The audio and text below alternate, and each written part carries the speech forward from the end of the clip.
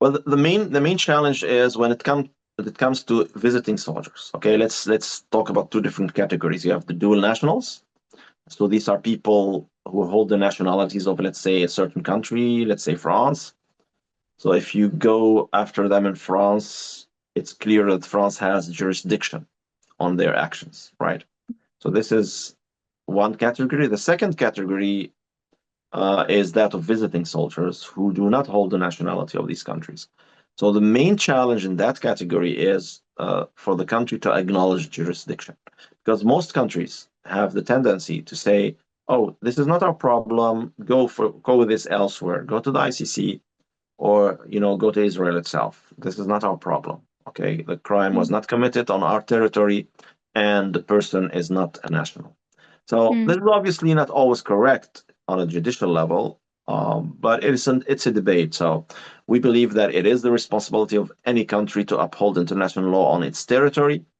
Having a war criminal entering your territory activates your jurisdiction, especially if you are a signatory of the Rome Statute.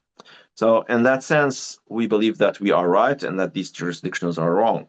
So we're trying to enter that debate with them, trying to convince them, trying to actually educate them on the fact that they have jurisdiction, they should apply it. Try also to create awareness among the public opinion about that in these countries and globally, because people have to realize that their countries are responsible when war criminals visit them.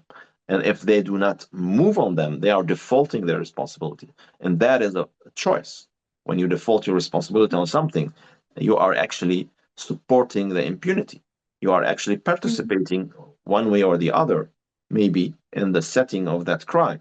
So, and therefore, it's an important fight, and we will keep doing this. We will keep filing these cases, even though, in order to reach, if the goal was just to reach accountability based on that, maybe one would argue this is a long shot, and maybe we should invest our mm, resources in something else. But I think it's important to keep doing that because we need to mm, change the mindset of prosecutors and judges and eventually also politicians in many countries around the world in terms of how they look at international law.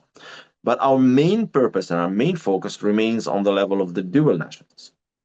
And obviously, this is less publicized at the moment because these cases take a long time, and we are taking our time with them. We are not rushing to file cases against dual nationals. We're rather preparing them slowly so people know us from our actions against the traveling soldiers, right?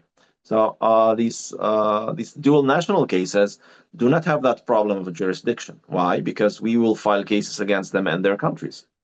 mm, So their countries cannot claim that they have nothing to say about their actions because it's part of national law and not mm, international law. So this is one problem that we do not have then when we will be working against the dual national soldiers. So we are very hopeful that on that second avenue, the dual national soldiers, we will reach judgments and convictions. So mm, we are very hopeful, and we believe that we will. However, the case against the traveling soldiers, the visiting soldiers, will continue because it is also mm. part of that accountability strategy.